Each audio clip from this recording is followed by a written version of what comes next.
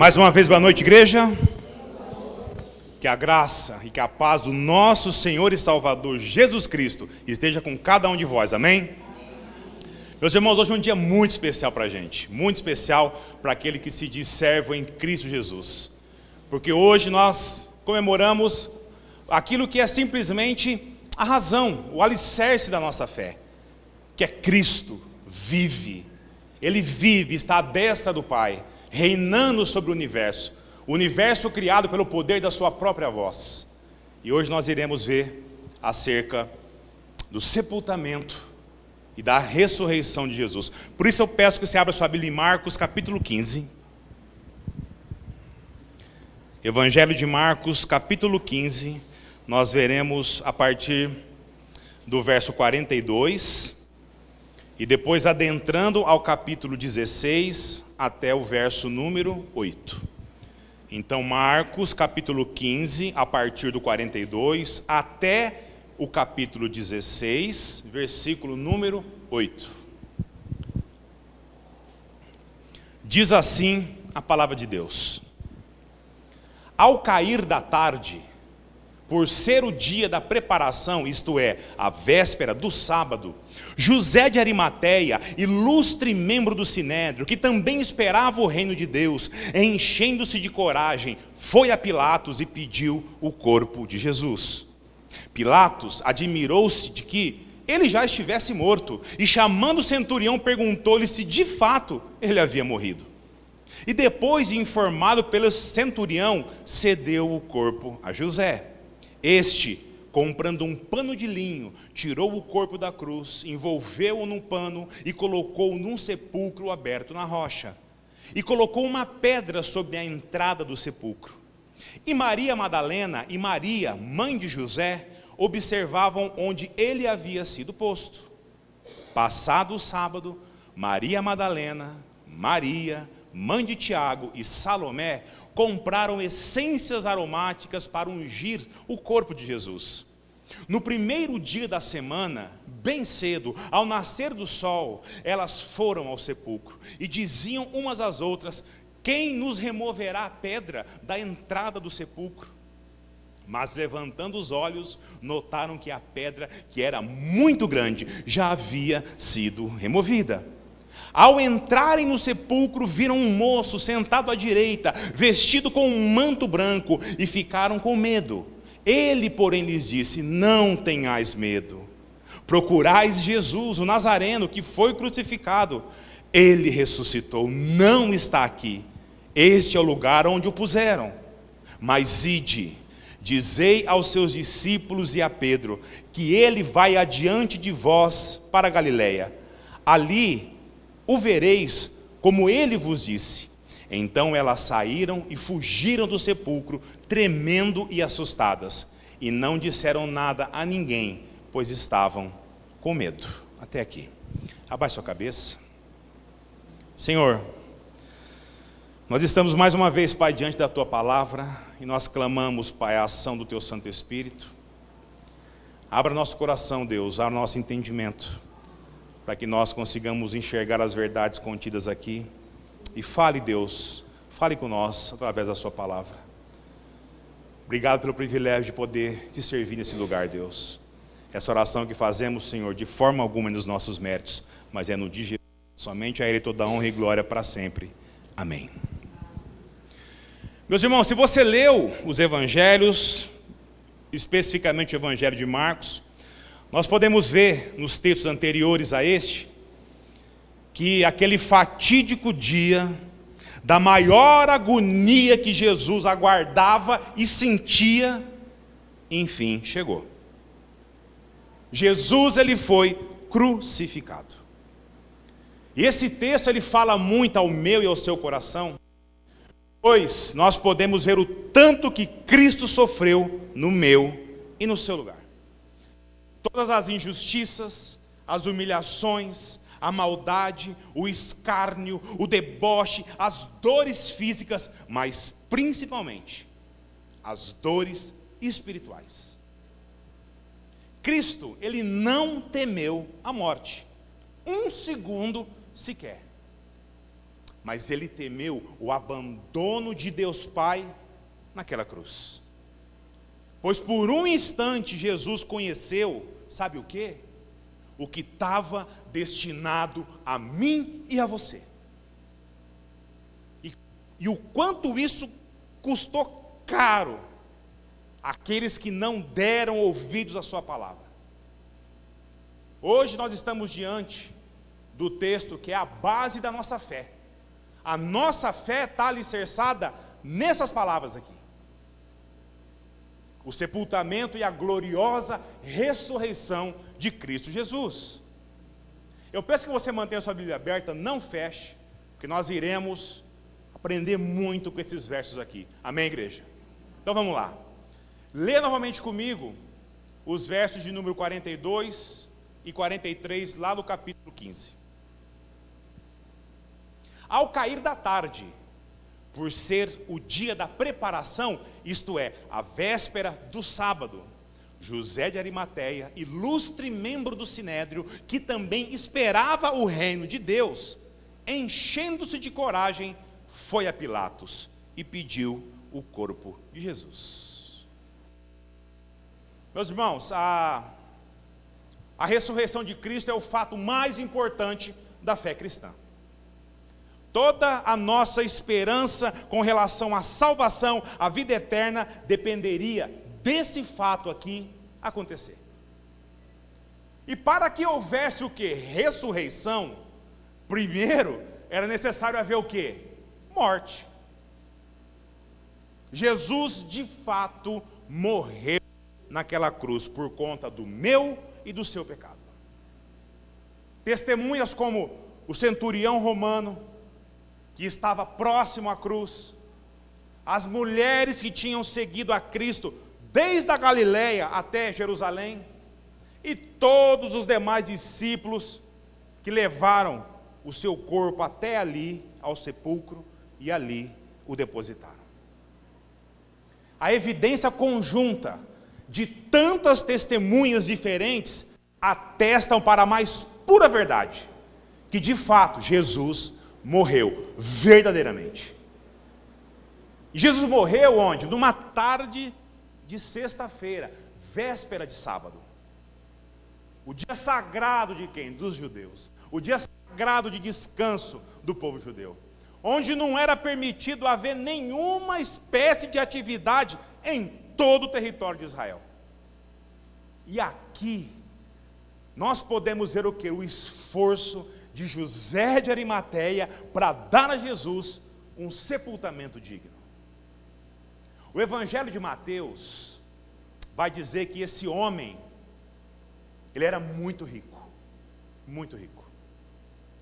João o descreve como um discípulo secreto de Cristo, que se comportava assim por conta do medo dos judeus, temendo os judeus, mas também o chama de discípulo, o Evangelho de Marcos, aliás, de Mateus.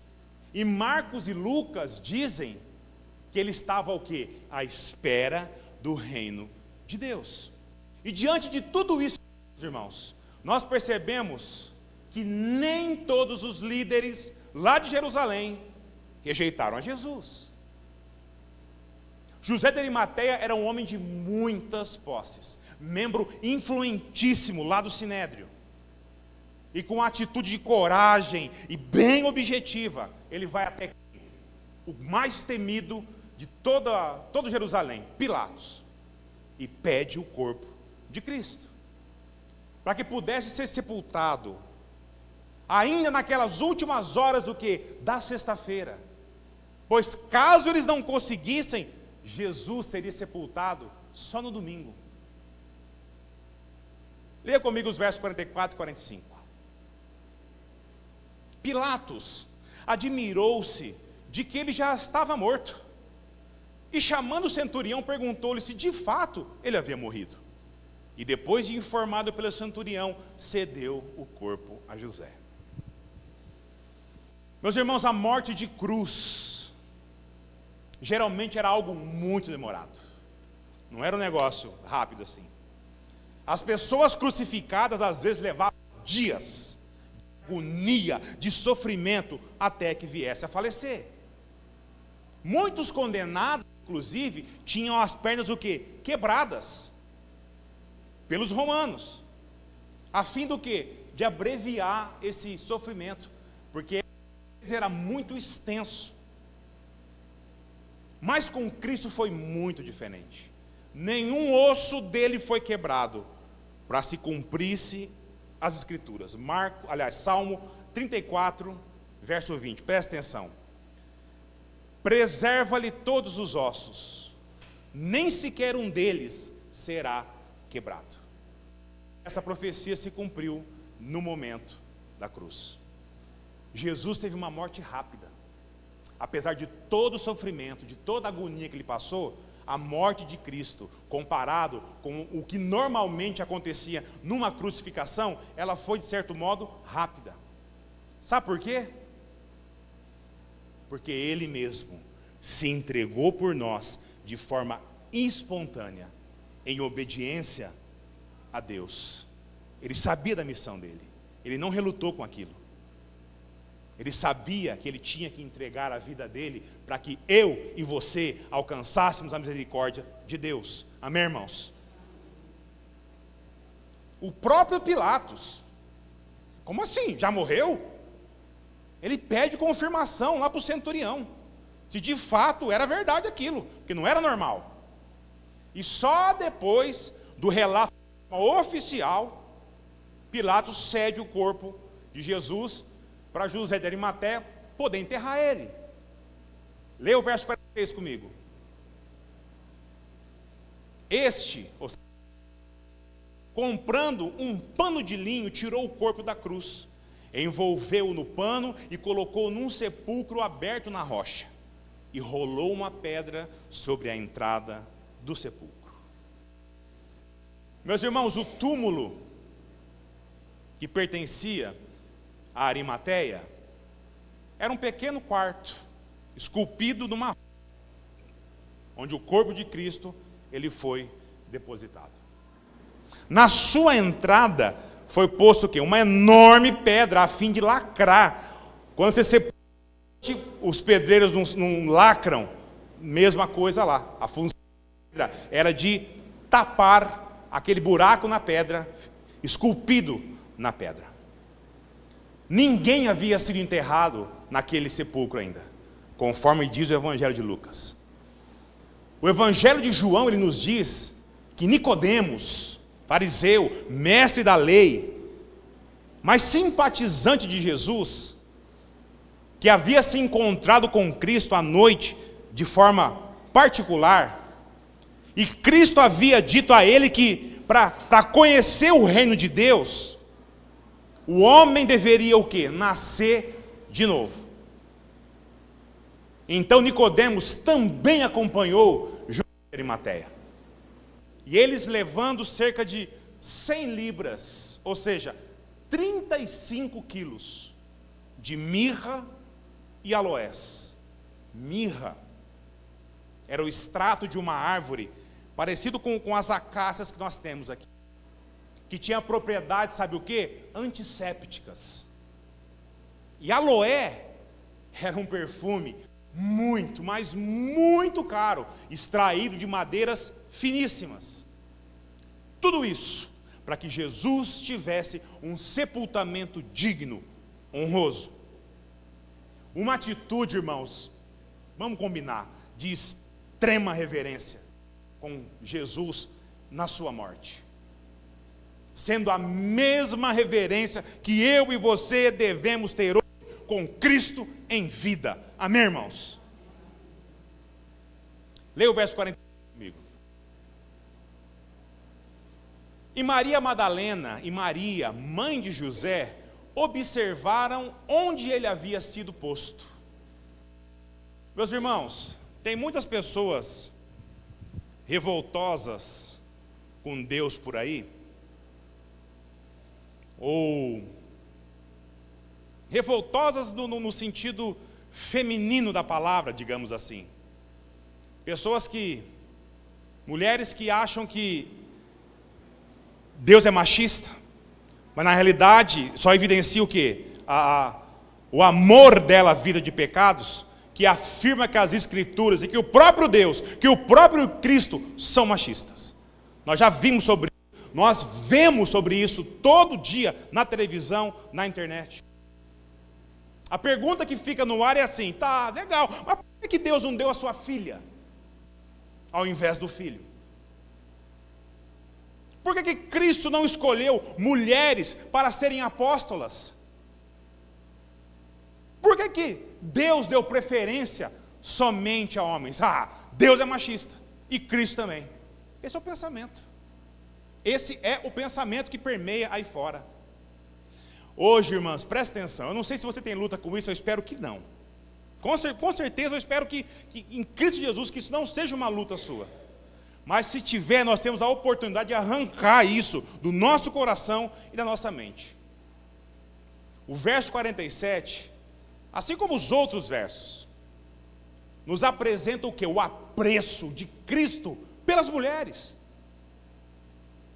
As mulheres tiveram sim o privilégio de acompanhar Jesus em diversos episódios da sua vida.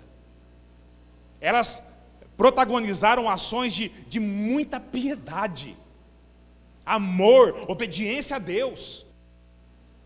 Dentre tantas passagens muito importantes, hoje nós veremos a seguir o quão privilegiadas foram as mulheres em Cristo Jesus. Amém, irmãs? Então, Maria Madalena e Maria, mãe de Tiago menor e de José, elas continuaram a acompanhar a Cristo, mesmo depois da sua morte. Para quê? Para informar aos demais. Os discípulos que estavam dispersos, onde Jesus havia sido colocado, onde eles haviam sepultado Cristo. E agora então nós entraremos no capítulo 16, onde Jesus completará a sua obra em favor de mim e de você. Vamos lá. Leia comigo os versos 1 e verso 2 agora do capítulo 16. Passado o dia de sábado, Maria Madalena, Maria, mãe de Tiago e Salomé compraram essências aromáticas para ungir o corpo de Jesus. No primeiro dia da semana, ou seja, no domingo, bem cedo, ao nascer do sol, elas foram ao sepulcro. Meus irmãos, aqui nós podemos observar que Jesus foi alvo de uma profunda demonstração de amor. Durante todo o sábado, todo o dia de sábado, Jesus permaneceu sepultado, pois os judeus não faziam absolutamente nada no dia de sábado. Se nós levarmos em conta o que a tarde da noite da sexta-feira, a madrugada da sexta para sábado, todo o dia de sábado, a madrugada de sábado para domingo, de fato, Jesus esteve sepultado por 3 dias. Só fazer as contas. E aqui estão elas. Novamente quem? As mulheres. Levando essências aromáticas para ungir o corpo de Cristo. Elas foram, presta atenção que isso é muito importante, elas foram as últimas a sair do Gólgota, que era o lugar da caveira conhecido, onde Cristo foi crucificado. E foram as primeiras a chegar ao sepulcro de Jesus, logo pela manhã. Nos primeiros raios de sol, lá estavam elas, firmes e fortes em Cristo. Sabe por quê? Elas tinham pressa. Pois elas eram o quê? Impedidas pela lei de Moisés e forçadas ao quê? A guardar o sábado.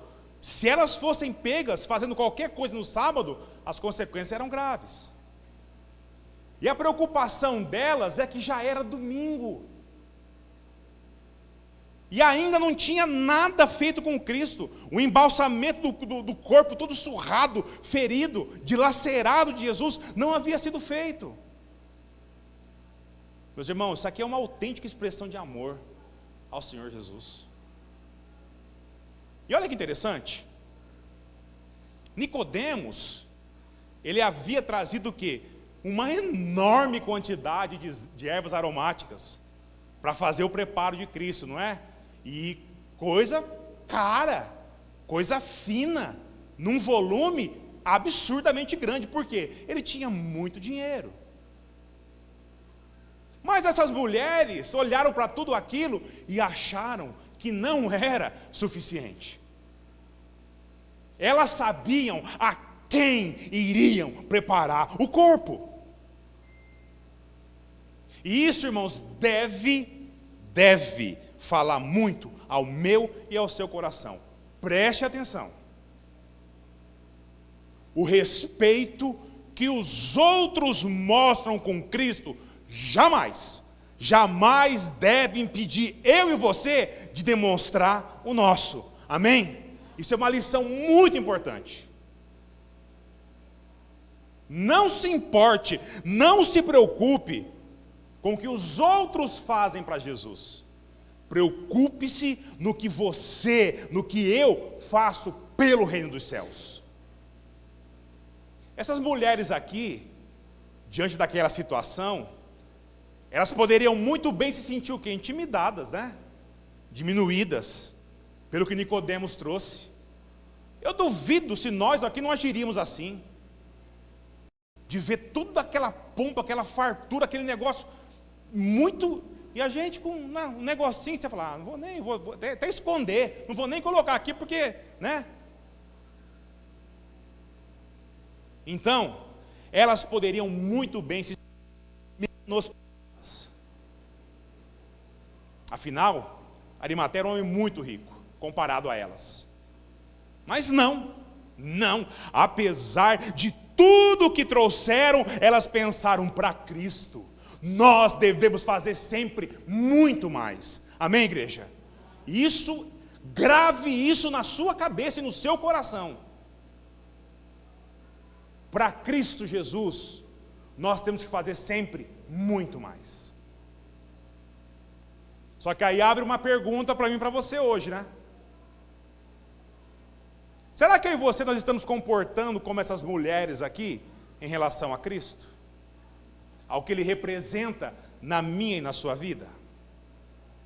Faz uma análise aí na sua jornada cristã, no seu relacionamento com Deus, na sua condução das ações, condução das boas obras ao reino, que foi estendido a você, por Cristo passando por tudo que Ele passou naquela cruz. Faz uma análise, e essa resposta é íntima, é para mim e para você. Pensa aí, irmão. Nós estamos agindo exatamente como essas mulheres agiram. E lê comigo o verso número 3. E as mulheres diziam umas às outras: quem nos removerá a pedra da entrada do sepulcro?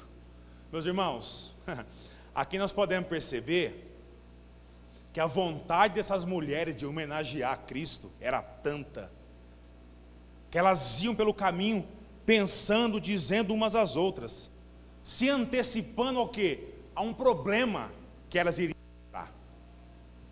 Como que nós iremos remover aquela pedra maciça, pesada, para adentrar o sepulcro? Essa pedra era um formato de disco, grande, muito grande, a fim de facilitar o quê? O manuseio dela. Rolar a pedra, não levantar a pedra. E tinha um rodapé na entrada da porta do sepulcro, que eles cavavam uma espécie de uma canaleta, para que a pedra seja rolada dentro dela, para não sair lá para fora. E quando chegasse no lugar certo, havia um desnível que travava ali, selava a entrada. Portanto, irmãos, colocar a pedra ali era a parte mais fácil. O difícil era retirar ela. Com certeza, mas muitos homens foram necessários para rolar ela naquela canaleta. Mas e agora? Irmãs, era praticamente impossível. Um pequeno grupo ali de mulheres remover uma pedra daquele tamanho de lá. Impossível, humanamente falando, impossível. E tem um outro detalhe aqui que complicava por demais a situação. O Evangelho de Mateus, ele nos diz que os fariseus, eles foram aonde? Até Pilatos. Para quê? Para lembrar do que Jesus havia dito, que ressuscitaria no terceiro dia. Tem mais esse porém aqui. E que era muito prudente a Pilatos fazer o quê? Colocar guardas para vigiar. Para que os discípulos não viessem e retirassem o corpo e depois saíssem falando que Jesus havia ressuscitado. Tinha mais essa ainda, para essas mulheres resolver. Isso aqui fala também muito ao meu e seu coração. Quantas vezes, irmãos, eu e você, a fim de honrar a Jesus, de honrar a Cristo, de fazer a sua vontade, nos deparamos com tanta dificuldade? Quantas vezes? Eu coleciono nessa caminhada junto com a igreja aqui, alguns momentos assim, que falam muito ao meu coração com relação a isso aqui. Um deles vocês lembram, foi aquela vez que eu estava vindo, acho que voltando, num domingo, e peguei aquele javali no meio do caminho ali, que acabou com o meu carro. Tadinho do meu carro, ficou só o caco da teia, não andava, acabou com o carro, destruído. Eu lembro, parado lá na rodovia aqui, lá na frente, lá no Marco 8, que as pessoas iam passando e iam parando ali, achando que era um acidente. A hora que explicava o que era, a primeira coisa que eles olhavam, sabe para que era? Era para o carro. Era para o carro. Meu Deus do céu. Nossa, mas que prejuízo, hein? Sem exceção. Todos que pararam ali, estavam para o carro. Que prejuízo, meu Deus do céu. Tem um detalhe muito importante nessa história. Eu tinha seguro no meu carro, como tenho até hoje. Só que naquele dia, exatamente naquele dia, sabe que dia que era? O dia de greve dos caminhoneiros, irmão. Lembra que o Brasil parou? Olha, aquele dia eu olhei para cima e falei, Senhor, eu não sei o que o Senhor está querendo me mostrar aqui, mas eu confio no Senhor. Confio no Senhor. Tudo parado, o caminhão do guincho da rodovia lá, não chegou. Problema e mais problema, problema e mais problema. E mesmo estando em comunhão com Deus, fazendo a obra do Senhor, se não tomarmos cuidado, irmãos, o comentário do povo desse mundo, o prejuízo financeiro, a dificuldade de remover o carro, de arranjar uma carona. A minha família estava comigo, minha mãe estava comigo. E o frio? Eu sem blusa. Mas como fez frio aquela noite? Vocês não têm ideia. E a gente ouvindo o quê? Um coalhado de porco em volta, batendo as presas. Tudo alvoroçado ali. E a gente ali na beira do escuro, sabe? Na beira da pista, num escuro monumental. Aí o que acontece? O coração nosso começa a lançar na cabeça, né? Na mente. Um monte de tipo de pensamento. Que vai fazer o quê? Vai distanciar a gente de Deus. E nós corremos o risco de sofrer, por quê? Por antecipação. De imaginar o quê? Possíveis situações e aquilo se surtar. Confesso que por um momento, durante esses minutos aqui, irmãos, eu não conseguia enxergar, sabe o quê? Que apesar de tudo que havia acontecido, eu, minha família, estava todo mundo são e salvo. Sem um arranhão sequer. Eu não conseguia enxergar, sabe o quê? O Ari, a Lindalva, a filha deles, que também estavam lá comigo, me dando apoio, inclusive ajudando a levar a minha família embora. O Ari, meu Deus, só pela graça de Deus, viu? Eu fico constrangido perto esses dois irmãos, muitas vezes. Ele ficou comigo a madrugada inteira. Eu e ele, sem blusa, tremendo, com fome, com sede, com frio, medo dos bichos, porque os bichos estavam tudo em volta. Mas ele ficou ali, ó, junto comigo, falou, não, eu e você vamos ficar aqui. Ele me ajudou a rebocar o meu carro até a porta da minha casa, porque não tinha o caminhão. O dia já amanhecendo. Irmãs, era 9h da noite o acidente. Eu fui chegar em casa às 6 da manhã, eu e o Ari. Aí eu pergunto, os problemas aparecem mesmo a gente sendo crente? Com certeza. Isso significa que Deus não está olhando por nós? Jamais. Não. Efésios 3:20, presta atenção. Aquele que é poderoso para fazer bem todas as coisas, além do que pedimos ou pensamos, pelo poder que age em nós, que é quem? Cristo Jesus. O Senhor estava o tempo todo no controle da situação, nos deu um livramento imenso, saímos sem um arranhão, Deus proveu companhia, proveu transporte, segurou o avanço daqueles bichos, nos levou em segurança até em casa. E vocês pensam que o cuidado de Deus acabou? Não. Meus irmãos, naquela época, pela graça de Deus, eu estava em condições de arcar com esse prejuízo. Mas Deus moveu, primariamente, o que? A liderança lá de Tupi. Eles pagaram a franquia do meu seguro. Falou, não, é o mínimo que nós podemos fazer para te ajudar, irmão. E não precisava, de verdade, não precisava. E não terminou por aí, não. Teve uma outra vez que eu atropelei um outro animal. Foi um coati, que também acabou com a frente do meu carro. Voltando de mais um culto aqui. O dano foi menor. Mas eu também estava em condições de acionar o seguro para pagar a franquia.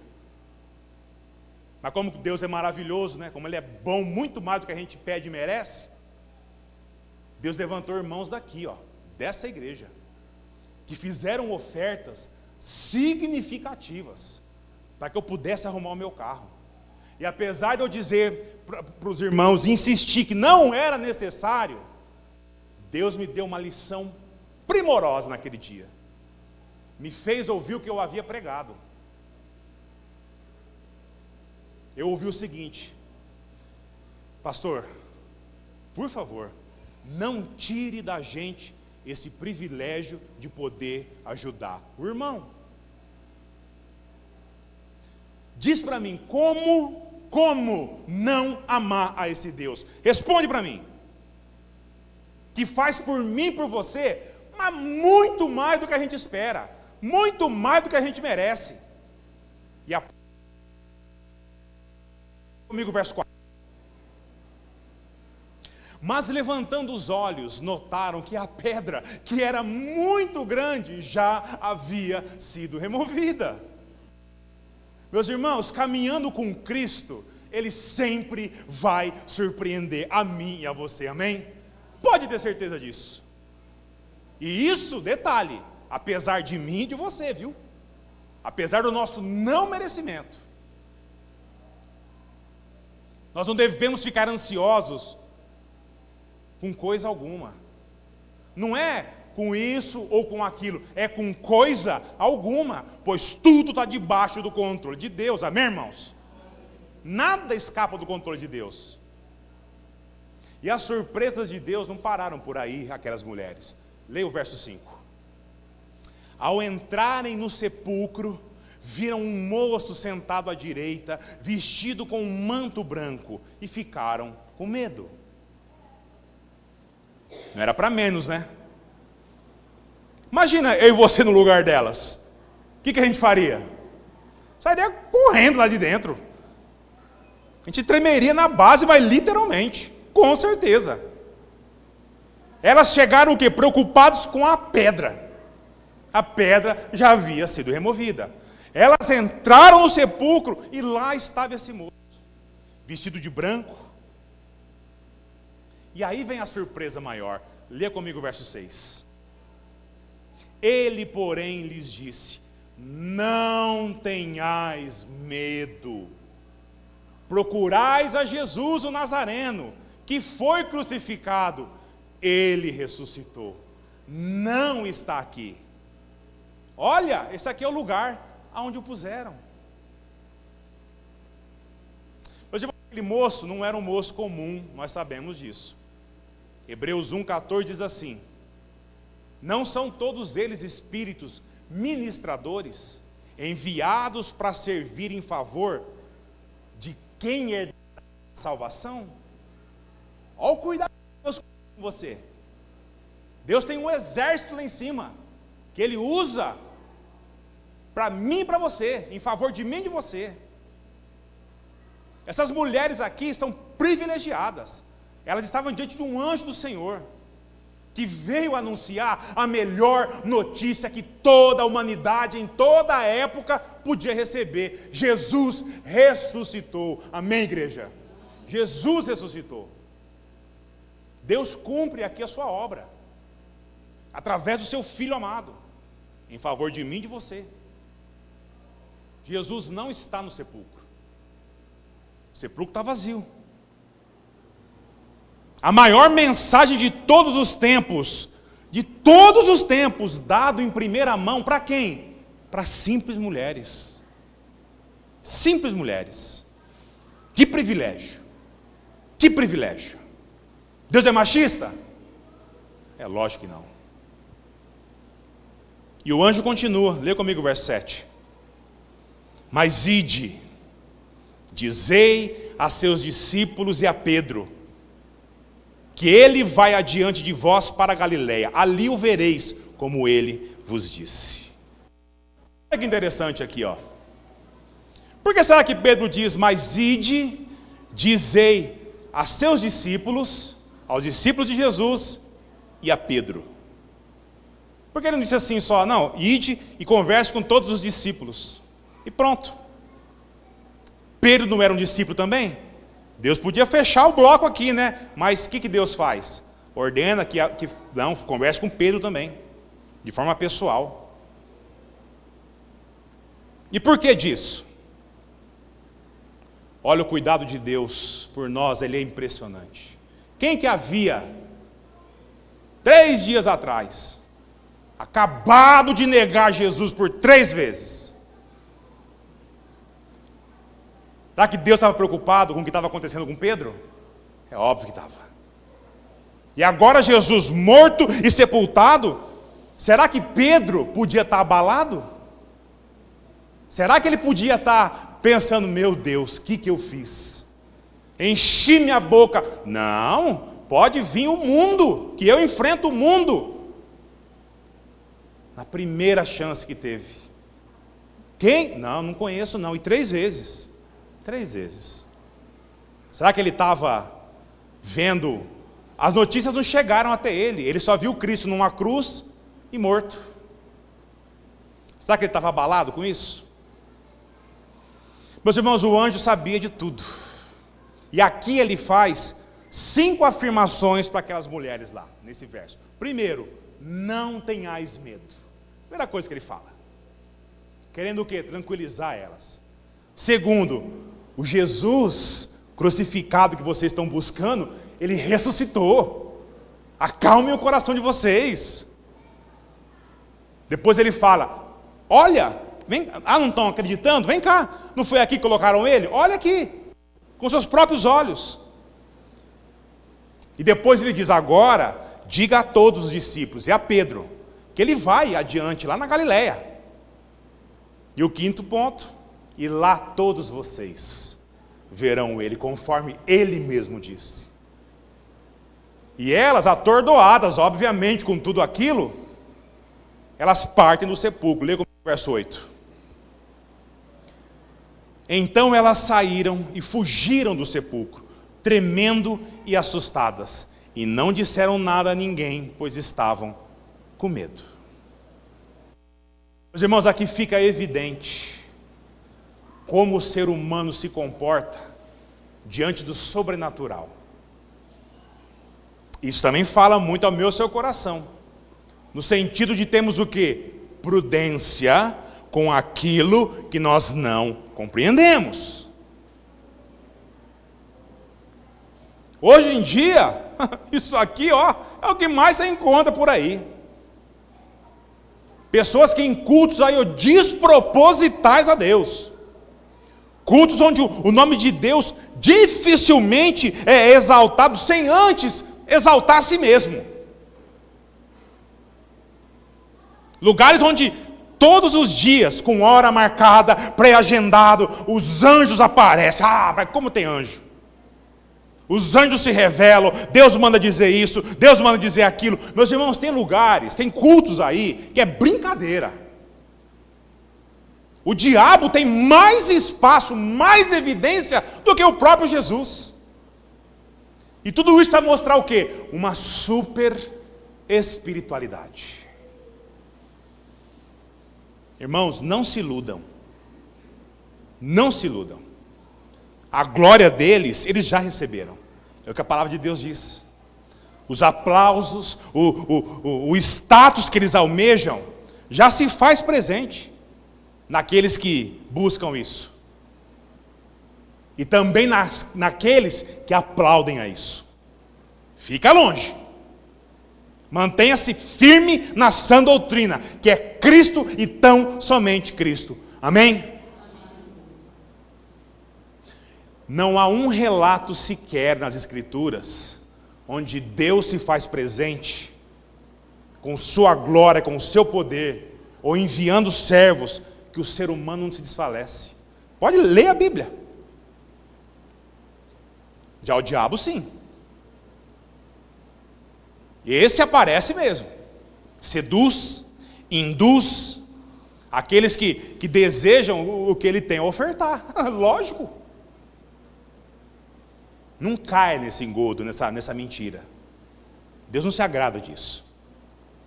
Temos que viver honrando a Cristo, como esses servos aqui fizeram, como essas mulheres aqui fizeram, sem se importar com o que os outros dizem, com o que os outros fazem. Não se compare a ninguém, olhe somente para Cristo. Mas eu e você fazendo do fundo do nosso coração o que Jesus merece da nossa parte, o nosso melhor, e em tudo, não é só nisso e naquilo, é em tudo, na minha e na sua vida. Nós não estamos fazendo para outros, nós estamos fazendo para Ele, amém? Tentando retribuir minimamente, sem critério algum de merecimento. Muito pelo contrário. O amor que Ele tem por nós, dando a vida por mim e por você, enchendo o nosso coração de esperança, de que um dia, assim como Ele, eu e você e todo aquele que nele crê, nos encontraremos no reino de Deus Pai, num corpo glorificado, ressurreto, igual a Cristo, para junto dele adorar a Deus por todo sempre. Amém, igreja? Você já parou para imaginar esse dia? E enquanto Ele não vier nos buscar, ou voltar para buscar a igreja, Ele disse: celebre isso, em memória de mim, do meu santo nome. É o que nós iremos fazer agora. O final desse texto tem dois imperativos ali, que eu gostaria de usar para a gente encerrar.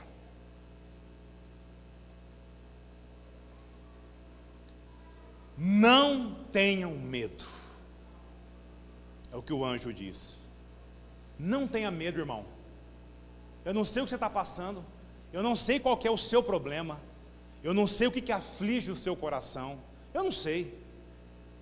O que acontece no íntimo do seu coração, não sei. Na sua vida em casa, no seu relacionamento, pai, mãe, filho, irmão, trabalho. Eu não sei, mas Deus sabe. Deus não perdeu o controle da minha e da sua vida. Confia em Deus. Não tenhais medo, servo, pois eu sou convosco, é o que Deus diz. E o outro imperativo qual é? Vai. Não tenhais medo, e vai. Vai. Cumpra a obra de um evangelista. Cumpra aquilo que foi ordenado a você por Deus. Deus escolheu eu e você como igreja, a minha e a sua vida, para fazer parte desse plano maravilhoso de redenção. O plano de redenção de Deus passa pela minha e pela sua boa obra, conduzidos pela mão do Senhor. Vocês entenderam o tamanho do privilégio que Deus dá a mim e a você? Deixa a preguiça de lado. Deixa a preguiça de lado. Deixa o temor de lado. Deixa o sentimento de incapacidade de lado. Olhe para Cristo. O Santo Espírito do Senhor vai agir na minha e na sua vida quando nós precisarmos falar do Filho amado do Senhor. Não vai ser eu e você. Mas para isso, nós precisamos ser encontrados em quem? Em Cristo Jesus. Em Cristo Jesus. Não tenham medo. E vão. Essa foi a ordem. Amém? E enquanto nós vamos, lembrem-se, celebrem, tragam à memória tudo isso que foi feito em favor de vós. Amém? Louvado seja Deus. Vamos à ceia do Senhor. Coloque-se de pé.